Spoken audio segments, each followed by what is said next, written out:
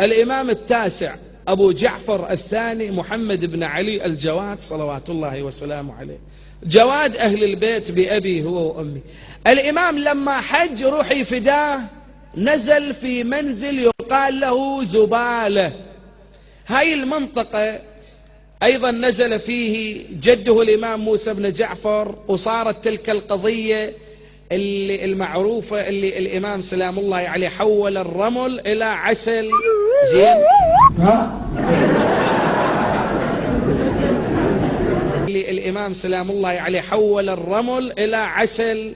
زين ده علم صايعة يابا.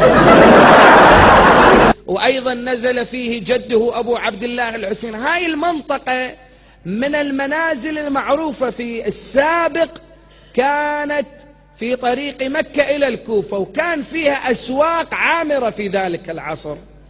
الإمام نزل في هذا المنزل في هذه المنطقة، رأى امرأة ضعيفة كبيرة بالعمر تبكي على بقرة.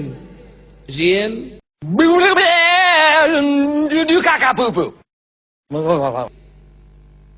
الإمام سألها عن سبب بكائها، وكما يقول الشاعر: وكم سائل عن أمره وهو عالم. يريد يشوف شنو المسألة.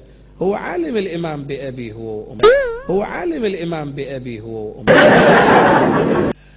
على عين قالت له: يا ابن رسول الله، أنا امرأة ضعيفة ولا أقدر على شيء، يعني عجزت كبرت، وكانت هذه البقرة كل ما أملكها، بعد ما عندي شيء.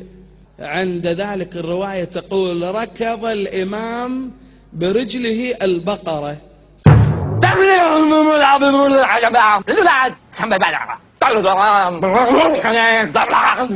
عند ذلك الرواية تقول: ركض الإمام برجله البقرة فقامت بإذن الله تبارك وتعالى.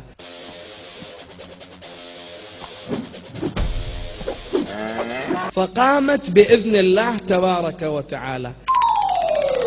محمد وآل محمد.